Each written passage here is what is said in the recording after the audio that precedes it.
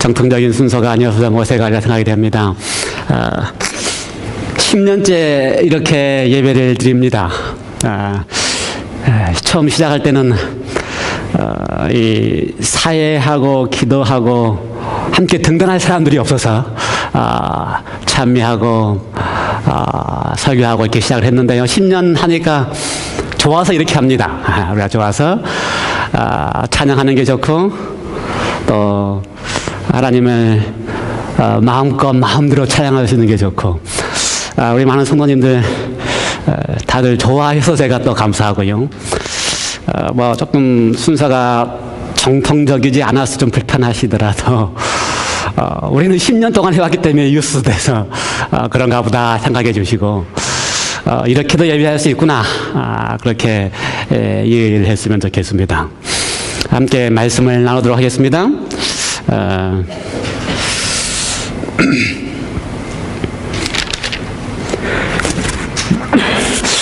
하나님의 마음으로 읽는 이사야서 25번째 시간입니다. 하나님의 마음으로 읽는 이사야. 제가 총제목을 정할 때 이제 하나님의 마음으로 읽는 이사야 이렇게 이야기를 드렸습니다. 우리가 성경을 읽을 때에 많이 읽습니다. 이사야도 많이 읽었으리라 생각됩니다. 또 이사야를 많이 설교하는 것을 들었으리라 생각이 됩니다. 그런데 우리가 특별히 이번에 이사야를 함께 나누면서 하나님의 심정으로 이사야를 같이 읽는 연습을 했습니다. 이제 25번째로 왔고요. 61장입니다. 이사야 61장 함께 펴셔서 61장 1절부터 3절을 함께 읽도록 하겠습니다. 잘 읽어보시고 1절부터 3절 가운데서 오늘 제목을 어디서 택했으면 좋을지를 여러분이 생각하시고 제가 택한 제목하고 맞는지를 좀 이렇게 확인해 보도록 하겠습니다. 이사야 61장 1절부터 3절입니다. 준비됐어요?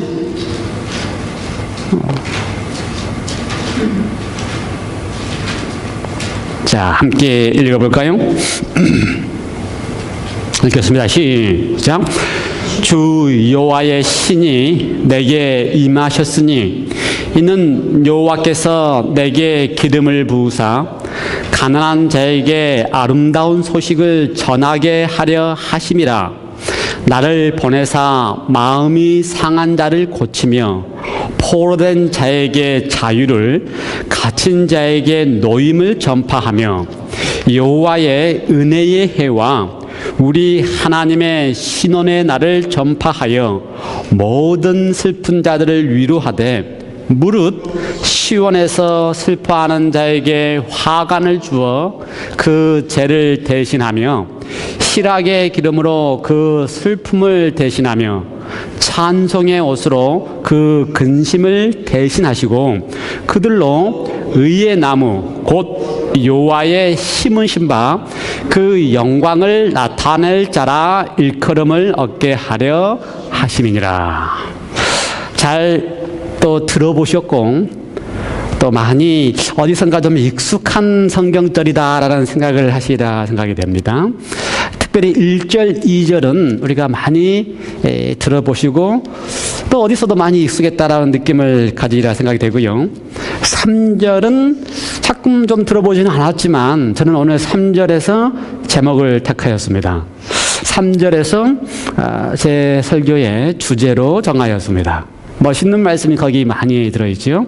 죄를 대신해서 화관, 실학의 기름으로 슬픔을 대신하고 찬송의 옷으로 그 근심을 대신하게 하시는데 그런 이유가 뭡니까?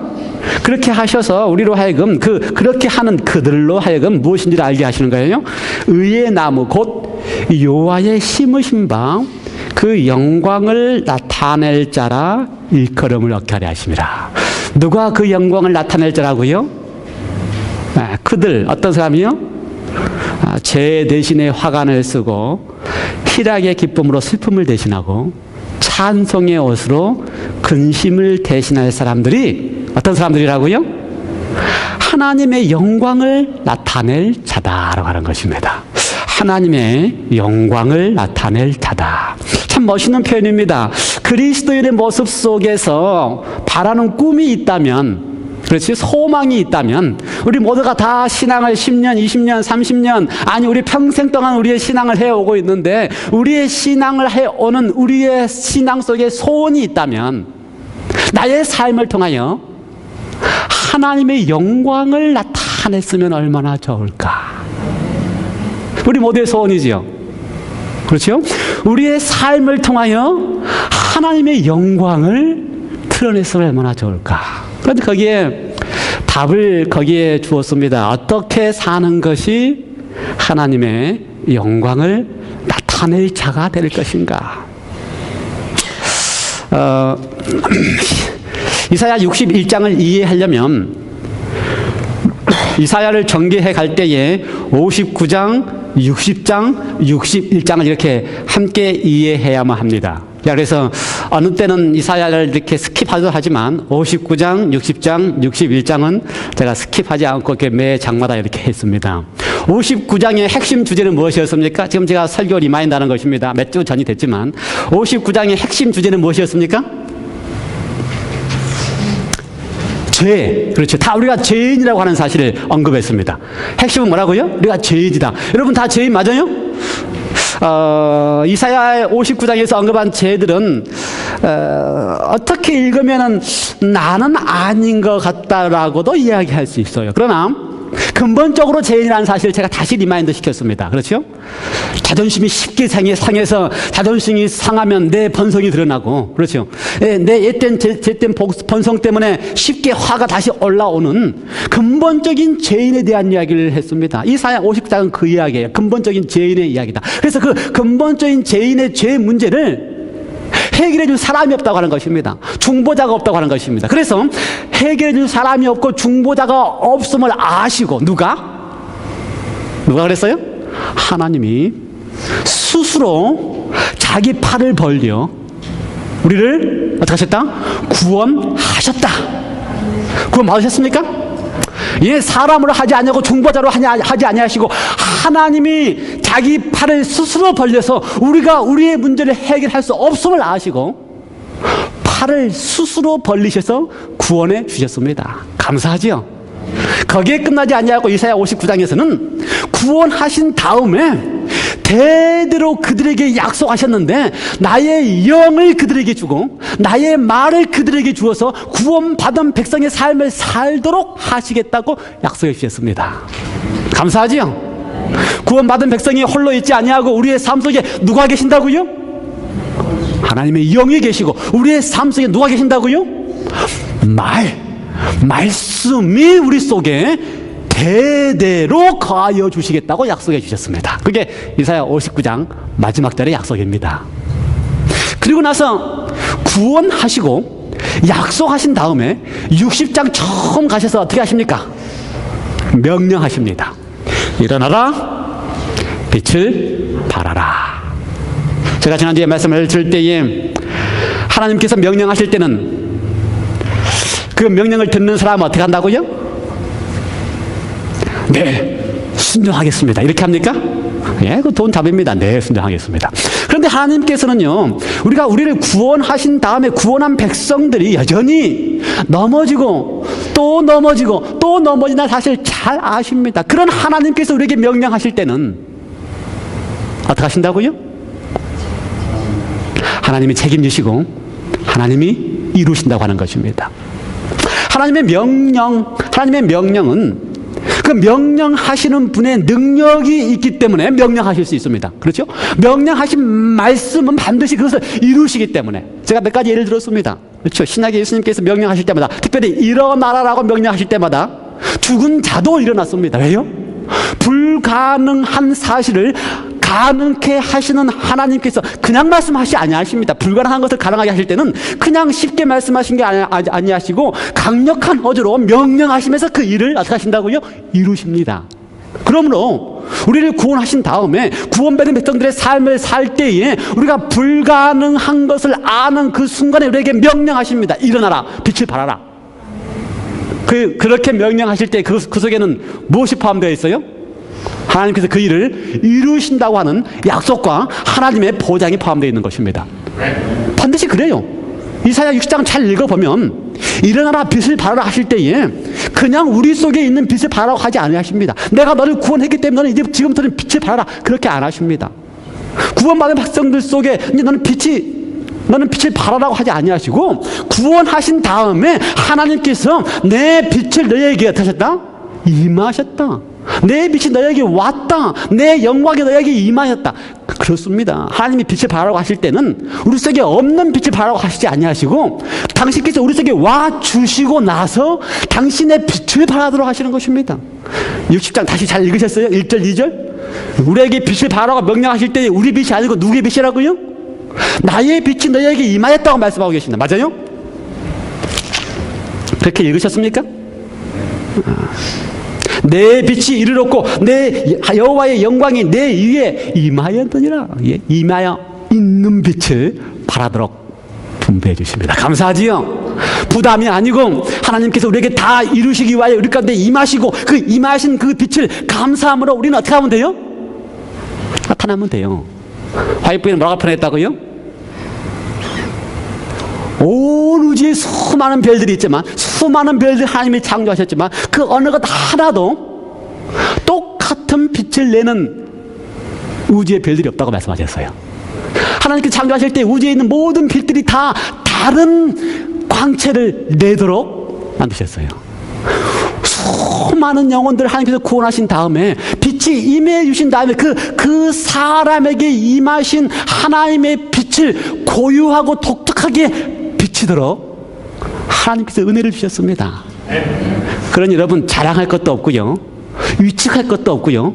우리는 어떻게 하면 돼요? 감사만 하면 됩니다. 감사만. 하나님이 주신 빛에 대하여 감사함으로 그 감사를 누리고 맛보고 어떻게 하면 돼요?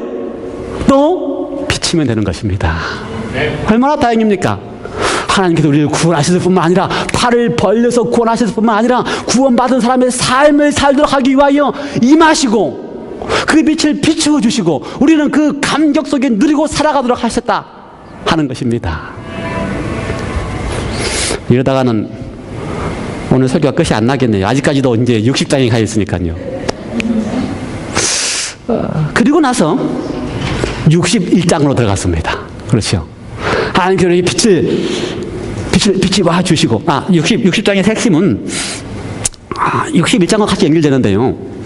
빛을 발할 때에 예수님께서는 너의 착한 행실, 예수님께서 마태복음에서 설명하실 때 너의 착한 행실로 너희는 세상의 빛이라고 말씀하실 때문에 하신 다음에 그 빛이 뭐라고요? 너희 착한 행실 그렇게 표현했습니다. 그런데 그 착한 행실로 누구에게 영광을 돌리라? 하나님께 영광을 돌리게 하라. 그러므로요, 우리가 그리스도인이 돼가지고 조금 착해진 거 가지고 뭐 이렇게 내놓고 있습니까? 내가 좀 하나님께 순종을 좀 잘한 것 같은 걸로 내놓고 있습니까? 아니요. 내 속에 임하신 하나님의 은혜로 이루어진 것이고요. 내 속에서 이루어진 하나님의 빛으로 말미암아 조금 착한 행실이 나타나진 것 같은 그것도 다 뭐라고요? 하나님의 은혜이기 때문에 하나님께 영광을 돌리라 이렇게 성경은 예수님은 말씀하고 계시는 것입니다. 그러므로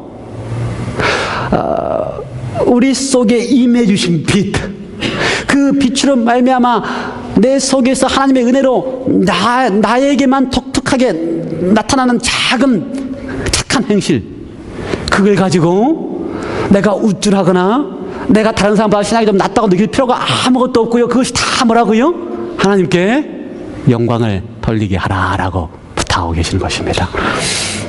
61장에 하겠습니다.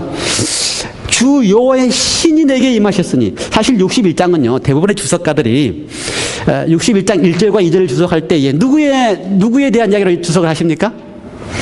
메시아 예수 그리스도께 대한 이야기로 주석을 하십니다. 실제로 예수님께서 침례를 받으시고 난 다음에 침례를 딱 받으실 때에 하늘에서 비둘기같이 성령이 임하시면서 이는 내 사랑하는 아들이라고 선포하시고요. 침례를 받으시고 난 다음에 누가복음의 전개에 의하면은 광야로 나가셨습니다. 돌아오셔서 성령이 충만하여 회당에 들어가셔가지고 처음으로 말씀을 읽으실 때에 그 해당장이 예수님께 이사야의 두루마기를 주었습니다. 두루마기는 이렇게 어떻게 되어 있어요? 처음부터까지 다 이렇게 두루마기로 되어 있는 건데 두루마기를 이렇게 1장부터 펴서 가려면 얼마나 시간이 많이 걸리겠어요. 다 이렇게 돌아가면서 풀어야 되고 하기 때문에 근데 예수님께서 첫 해당에서 광야에서 돌아오신 다음에 자신이 태어난 고향 나사렛에 가셔서 해당에서 두루마리 성경을 펴시면서 읽을 때에 성경을 이렇게 한참을 돌리셨을 것입니다. 어디까지 가야 되기 때문에 61장. 그 당시 두루마리에는 61장이라는 표시도 없어요. 그렇죠? 처음부터 끝까지 다 연결되어 있는 것입니다. 그걸 펼치시면서 첫 해당에서의 읽었던 구절이 오늘 우리가 읽은 이사야 61장의 1절과 2절의 구절입니다.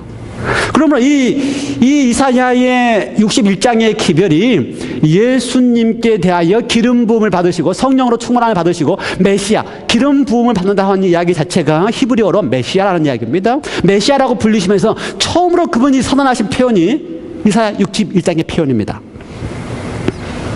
여호와의 신이 내게 임하셨으니. 임하셨어요? 누가복음의 표현에 의하면 언제 임하셨다고요? 침례를 받으실 때에. 그 다음에 이는 여호와께서 내게 기름을 부으사. 예수님께서 기름 부음을 받으셨습니까? 예, 성령으로 기름 부음을 받으셨습니다. 그 다음에 그분께서 전하시고 하시고자 하시는 그분의 공생애, 아니요, 이 땅에 오셔서 팔을 벌리시고 이 온 인류를 구원하시려고 하시는 그분의 생애의 한마디의 요약을 거기에 해 주셨습니다. 가난한 자에게 아름다운 소식을 전하며, 가난한 자에게 아름다운 소식을 전하게 하려 하심이라. 나를 보내사 마음이 상한 자를 고치며 포로된 자에게 자유를, 갇힌 자에게 노임을 전파하며 여호와의 은혜의 해와 거기까지 예수님께서 인용하셨어요. 사실은 그 뒷부분 하나님의 신원의 날을 전파하며, 여기는 언급하지 않으셨습니다. 사실 이 두루마리 성경에 장절 구분이 없기 때문에, 그렇죠? 절 구분도 없기 때문에 필요하신 부분은 이렇게 얼마든지 딱 읽으실 수 있어요. 우리는 지금 왜 하필이면 2절 가다가 중간에서 끊으셨을지라고 생각하겠지만 그 당시에는 그게 별로 문제될 게 없습니다. 어디까지 읽어도 돼요? 여호와의 은혜의 해까지만 딱 읽으셨습니다. 이것이 지금 이제 이루어졌다라고 말씀을 하셨습니다. 예, 그렇습니다. 예수님을 통하여 지금 그분께서 하시고자 하시는 놀라운 구원의 사업에 대한 핵심을 거기에 설명을 해 놓고 계셨습니다. 가난한 자에게 아름다운 소식을 전하였다. 가난한 자, 누구를 가리킬까요? 부자가 아닌 가난한 자입니까? 엄밀한 의미에 의하면 이 가난한 자는 겸손한 자라고 하는 의미가 더 맞습니다. 그러니까 이 부함과 가난함의 의미가 아니고 겸손한 자, 마음이 준비되어 있는 자. 마음이 준비되어 있는 자에게 아름다운 소식을 전하였다. 우리가 이야기하는 영어로 무슨 소식입니까? Good news라고 하죠. 아름다운 소식. 다른 표현에 의하면 온유한 자 또는 마음밭이 준비되어 있는 자. 그렇지, 가난한 자. 아름다운 소식은 마음이 준비되어 있어야 합니다. 그렇지, 아무리 좋은 소식을 할지라도 준비되어 있지 않으면 그 아름다운 소식이 그 사람에는 의미가 없습니다. 여러분, 우리의 마음이 준비되어 있는가? 아름다운 소식을, 주님께서 우리에게 베푸시려 하는 아름다운 소식을 들을 만한 준비가 되어 있는가? 무엇이 아름다운 소식입니까? 여러분에게 있어서는 무엇이 굿뉴스입니까?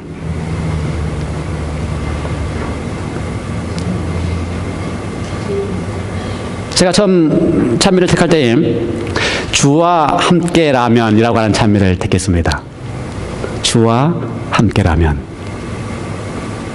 우리가 신앙하는 사람으로서 예수님께서 우리에게 우리의 마음밭에 주시고 싶었던 가장 주시고 싶은 기별이 무엇일까? 아름다운 소식이 무엇일까? 주와 함께라면. 주님께서 우리에게 강력한 어조로 하시고 싶은 말씀이 무엇일까? 나와 함께라면. 여러분, 주와 함께 살아가는 경험, 주님의 손을 꽉 붙잡고 살아가는 경험. 우리가 자주 불렀던 찬미 가운데 주님이여 내 손을 꼭 잡고 가소서. 주님의 손을 붙잡고 가는 경험, 그렇죠? 마음밭이 준비된 영혼들에게 주님께서 하시고 싶은 이야기는 내 손을 꼭 붙잡고 나와 함께, 주와 함께 가자라고 하는 것입니다. 여러분, 그 경험이야말로 가장 아름다운 소식입니다. 그렇죠? 주님의 손을 꼭 붙잡고 가는 경험, 놓지 말게 되시기 바랍니다. 그렇죠? 병들어도 좋아, 가난해도 좋아. 왜요? 주와 함께라면. 그렇죠? 육신이 연약하고 힘들어도 좋아. 왜요? 주와 함께라면. 메시아가 이 땅에 오셔서 우리에게 주시고 싶은 가장 강력한 기별이 무엇일까? 가장 아름다운 소식이 무엇일까? 나와 함께라면. 어느 목사님께서 성경을 한 단어로 정리하면 뭘까? 라고 하는 미국 목사님의 사격 가운데 그분은 이 단어를 택했습니다. with, W-I-T-H, with. 함께. 주와 함께라면. 조금 더 넘어가 볼까요? 지금 전개하려고 하는 건 사실 3절인데 마음이 상한 자를 고치며 포로된 자에게 자유를, 갇힌 자에게 노임을 전파한다. 마음이 상한 자, 마음이 상한 자를 고쳐주신대요. 사실 마음은 왜 상합니까? 다른 사람이 우리한테 이렇게 아픈 말을 해서 상한다. 우리는 마음이 상하면 다 책임을 누구한테 돌려요? 남한테 돌려요. 어제도 바제밤에도 함께 모여서 이야기했지만 인류 가운데 어느 한 사람도 자기 책임이라고 하는 사람은 없습니다. 다 누구한테 책임을 돌려요? 다 남한테 책임을 돌려요. 마음이 상하는 것도 다 누구 책임이에요? 다 다른 사람의 책임입니다. 남편이 나한테 마음을 상하게 한 것이고 또 다 그렇습니다. 그런데 그렇게 우리의 마음이 상해지고 삐뚤고 모나고 곱게 보는 내 마음을 고쳐주신답니다. 감사하지요?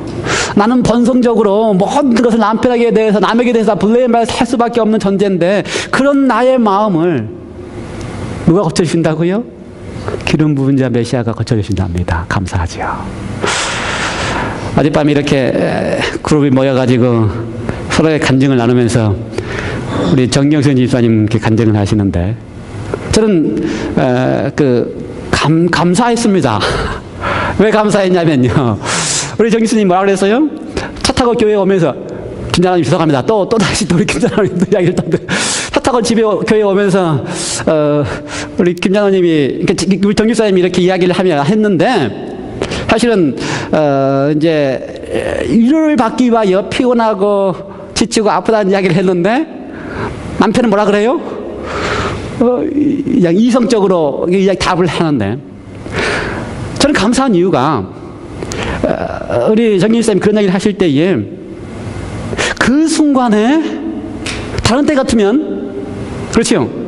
상처를 받았기 때문에 이렇게 번성이 나오고 상처를 받기 때문에 반응을 해야 되는데 그걸 하지 않고 오셨다고 간증해 주셔서 참 감사해요. 오셔서 마음 아픈 이야기는 하셨지만 그 상황에서 그렇게 반응하지 않고 있다고 하는 것에 대해서 참 감사해요. 우리는 얼마나 쉽게 상처받으면 그렇죠? 상처받으면 그걸 이렇게 금방 반응해내는데 반응해내지 않고서 그 반응을 하지 않고 이게 있을 수 있다는 것이 바로 하나님의 은혜입니다. 하나님의 고쳐주심입니다. 우리를 변화시켜 주시는 것입니다. 그렇죠? 변화돼 가는 모습이에요. 그 상처받은 그 순간에 이렇게 반응을 하지 않고 나를 변화시켜 주시는 그것이 바로 하나님 우리를 고쳐주신다라고 하시는 것입니다. 감사하지요? 감사해요. 우리의 신앙이 하나님의 은혜 안에서 잘할 수 있는 것에서 감사합니다. 감사해요. 고쳐주시는 하나님. 상처받은 마음에 상한 것을 고쳐주시는 하나님. 포로가 된 자와 갇힌 자를 자유케 하시는 하나님. 누가복음의 전개에 의하면요, 예수님께서 그 자신의 나사렛에 오셔서 그 해당에서 이 말씀을 읽은 다음에 4장과 5장의 전개를 보면 두 무리로 확연하게 나누어집니다. 두 무리로.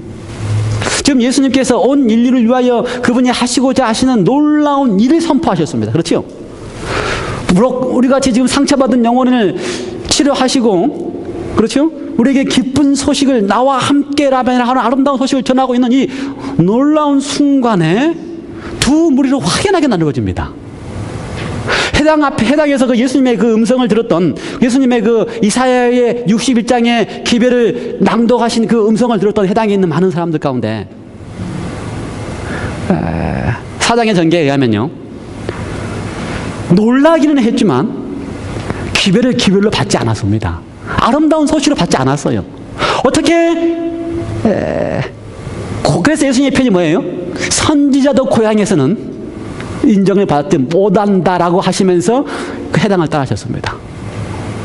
그러니 그렇게 강력하게 그들에게 그렇게 아름다운 소식을 전해줬음에도 불구하고 그 해당에 있는 사람들이 예를 들어서 바리새인이니 레위 이름은 모르겠습니다. 그러나 해당에 꼭 그런 사람만 있지 않았을 겁니다. 누가 다 있었어요? 여러분 같이 평범한 사람들도 다 있었을 것입니다. 그런데 그 분위기가, 해당의 분위기가 그들로 하여금 다 메시아여 보지 못하게 하였습니다. 그래서 다 어떻게 선지자가 고향에서 환영받지 못하는 것처럼 예수님은 환영하지 않았습니다. 그래서 예수님이 나사렛을 떠나서 가버나움으로 가실 수밖에 없었어요.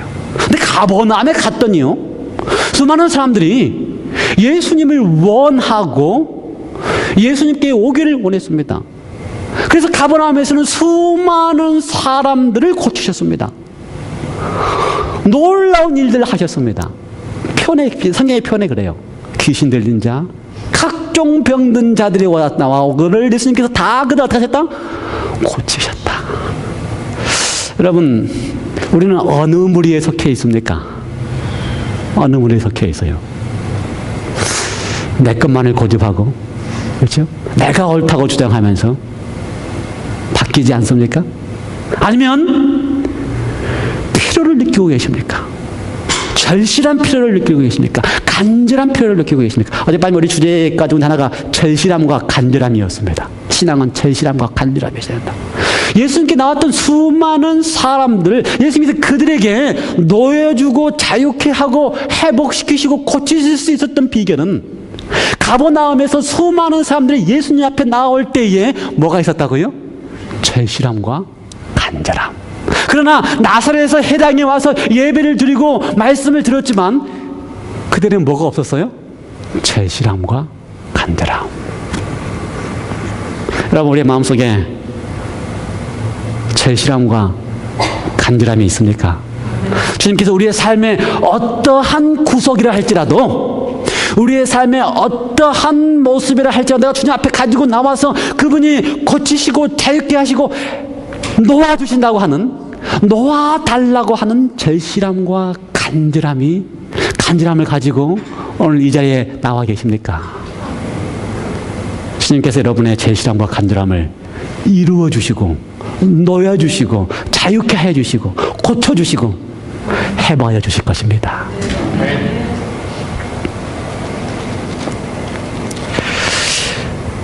2절은 참 재밌습니다. 여호와의 은혜의 해와 우리 하나님의 신원의 날을 전파하여. 은혜의 해와 신원의 날, 다른 요즘 나온 성경에 의하면은 보복의 날이라고 표현되어 있어요. 신원의 날을 뭐라고 표현했다고요? 보복의 날. 참 제가 하나님의 마음으로 이사야를 이걸 읽으면서 참 제가 고민을 많이 했습니다. 대부분의 주석가들은 어떻게 이야기합니까? 여호와의 은혜의 해는 참 잘 주석을 합니다. 어떻게 해요? 예수님께서 지금 온 인류를 향하여 메시아로서 아름다운 소식과 구원의 소식을 전파하는 게 은혜의 해입니다. 그런데 신원의 날, 보복의 날, 이건 무슨 날입니까? 신원하는 날, 보복하는 날, 원수를 갚아주는 날. 대부분의 주석가들은 예수님께서 심판하시는 날이 바로 원수를 갚아주시고 신원하시고 보복하시는 날이다, 이렇게 주석을 합니다. 제가 틀린 이야기가 아니고 저도 조금 더 이렇게 생각을 해보면서 하나님의 마음으로 읽으면서 신혼의 날이 무엇일까? 예수님께서는요, 그 해당에서 여기서 딱 끊었습니다. 은혜의 해까지만 끊었습니다. 신혼의 날이라고 하는 표현을 안 쓰셨습니다. 왜 안 쓰셨을까? 그렇다면 이 신혼의 날이 뭘까? 여러분, 신혼한다고 하는 것은요, 우리의 원한을 풀어준다. 그런 표현입니다. 사실은요, 원한을 풀어준다. 여러분, 그리스도인에게서 원한을 풀어주면 좋습니까? 우리는 마치 하나님께서 우리의 신앙의 원한을 풀어주신다라고 생각을 합니다. 조금 저는 좀 거북해요. 그리스도인답지 않아요. 그리스도인이 원한을 많이 가지고 있으면 되겠어요? 그리고 하나님이 우리가 가지고 있는 원한을 풀어주시면 되겠습니까? 그리스도인이 원한이 없어야지요.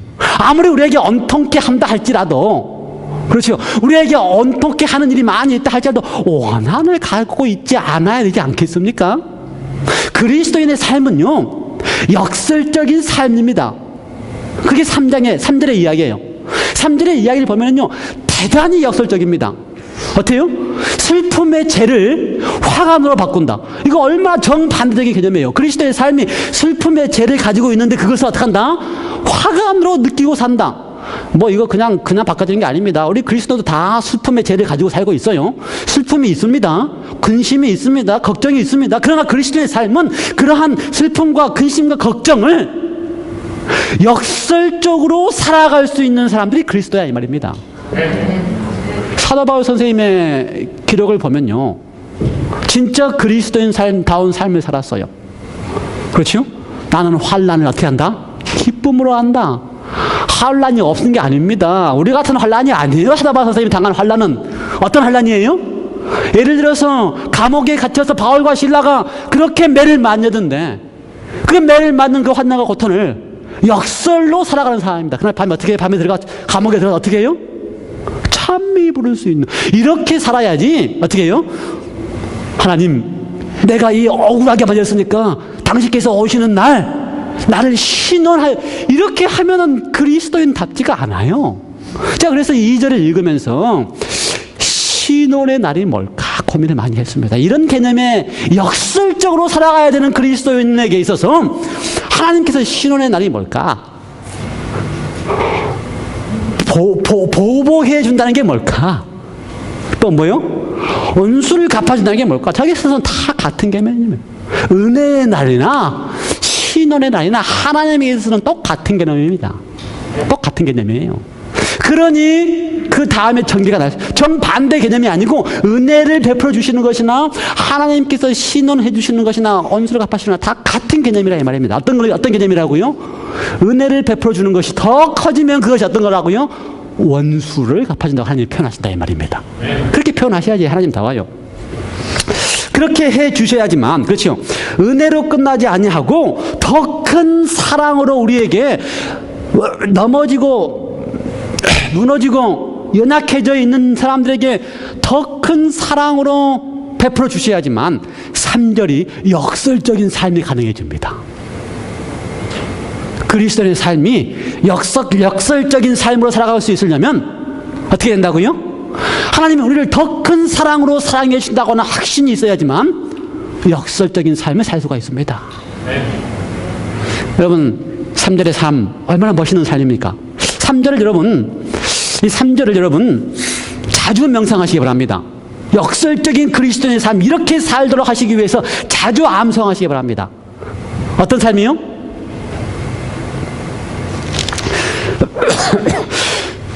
슬퍼하는 자에게 뭘 주고요? 죄 대신에 화관을 주고. 여러분, 성경의 많은 표현 가운데 죄를 머리에 쓴다. 극도의 슬픔을 표현하는 표현이 뭡니까? 죄를 머리에 뒤집어 쓰는 것입니다. 여러 가지 슬픔의 원인이 있을 수 있어요. 자신의 죄로 인하여 하나님 앞에 탄원하고 하나님 앞에 기도할 때에 죄를 머리에 뒤집어 쓸 수도 있습니다. 그런데 그리스도인들은 어떠한 이유로도 인하여 자신의 죄로 인하여, 그렇죠, 내가 또 넘어져서 내 본성의 죄가 다시 일어난 그 순간에, 그렇죠, 죄를 머리에 화관에 쓰는 고통뿐만 아니라, 죄를 머리에 쓰는 고통뿐만 아니라 역설적으로 그 순간에도 어떻게 한다고요? 화관은 뭡니까? 꽃으로 장식한 관을 쓰도록 하는 것입니다. 그렇죠? 그렇게 살아가는 사람이 그리스도인이라 이 말이에요. 그렇게 살아가도록 우리를 구원하셨다는 것입니다.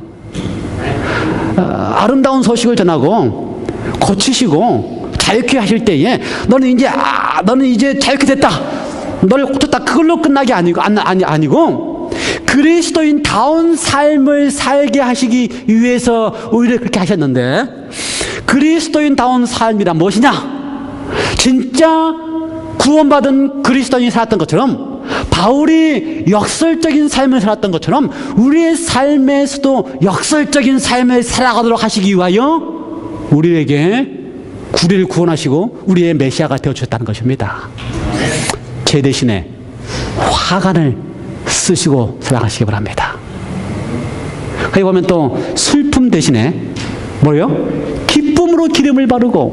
여러분, 우리의 삶 속에 여러 가지 문제가 있을 수 있습니다. 고통이 있을 수 있습니다. 질병의 고통도 있을 수 있어요. 여러 가지 우리를 고민케 하는 문제들이 있습니다. 그러나 그 상황이라 할지라도 우리는 주와 함께라면, 주님의 손을 붙잡고 살아간다면, 그러한 순간이라 할지라도 기쁨의 기름으로 우리의 삶을 바르고 살아가도록 호소하고 계시는 것입니다. 하나님 그렇게 은혜를 주실 것입니다. 시도해 보시기 바랍니다. 믿음으로 약속을 붙잡고 역설적인 삶을 살아가 보시기 바랍니다. 그리스도인이라고 하면서 똑같이 살지 마시고 역설적인 삶의 맛을 보시기 바랍니다. 거기 뭐라고 얘기했어요? 그 다음 절에 거기 보니까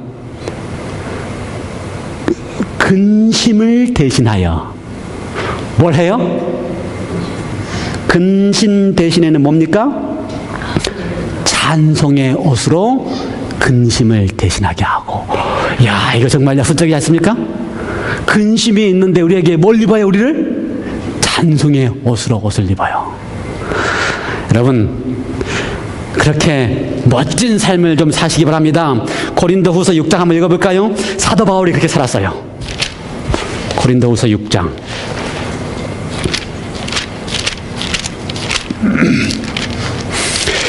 고린도후서 6장 9절. 그리스도인들은 이런 사람들입니다. 무명한 자 같으나, 아무 이름이 없는 것 같지만 그리스도인은 역설적으로 살기 때문에 어떻다고요? 유명한 자요. 죽은 자 같으나 그리스도인은 어떻다고요? 보라, 우리가 살고. 징계를 받는 자 같으나, 다른 모든 사람들이 그리스도인을 바라볼 때 마치 징계를 받는 것처럼 그렇게 느낀다 할지라도 죽임을 당하지 아니하고, 근심하는 자 같으나 항상 기뻐하고. 다른 사람들이 볼 때에 아니 저렇게 어떻게 살 수 있을까라고 본다 할지라도 우리는 어떻다고요? 우리는 기뻐하고. 가난한 자 같으나 많은 사람을 부욕해 하고, 아무것도 없는 자 같으나 모든 것을 다 가진 자로다. 얼마나 멋진 삶을 살 수 있지, 얼마나 멋진 삶입니까? 61장의 이사야의 기별은 그것입니다. 메시아가 우리 가운데 임하셨습니다. 우리 속에 메시아에게 임했던 기름 부음, 우리 속에 메시아에게 임했던 하나님의 영이 우리 가운데 임하였습니다. 이제 우리가 그리스도인이라고 하는 칭함을 받는 그 순간부터서 역설적인 그리스도인의 삶을 살도록 능력을 주실 뿐만 아니라 우리에게 그러한 삶을 가능하게 해 주시리라 믿습니다. 슬픔과 고난과 걱정과 근심을 화관과 그다음에 뭐였어요? 기쁨의 기름으로 바르고 찬송의 옷으로 입혀 주실 것입니다. 제가 다시 부탁드립니다.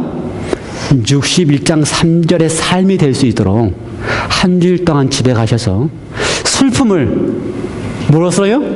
화관으로, 슬픔을 기쁨의 기름으로, 근심을 찬송의 옷으로 역설적으로 살아가는 경험을 실제적으로 해보시기 바랍니다. 기도하시겠습니다. 하나님 아버지, 감사합니다. 구원해 주셨사오니 감사합니다. 자유케 하시고 고치시고 새로운 삶을 주셨사오니 감사합니다. 우리로 하여금 그리스도인이라고 불러주시니 감사합니다.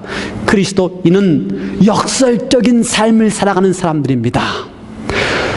슬픔의 제 대신에 화관을 쓰고 살아가는 사람들입니다.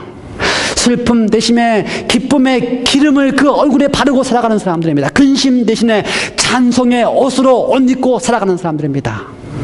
사도 바울이 그렇게 살았던 것처럼 우리의 삶 속에 그리스도인다운 역설적인 삶의 삶을 살아갈 수 있는 능력을 주시니 감사합니다. 다가오는 한 주일 동안 주님이 주시는 능력 속에서 말씀을 의지하여 역설적인 삶을 살아보는 경험을 하게 하여 주시옵소서. 예수 그리스도 이름으로 간절히 기도드리옵나이다. 아멘.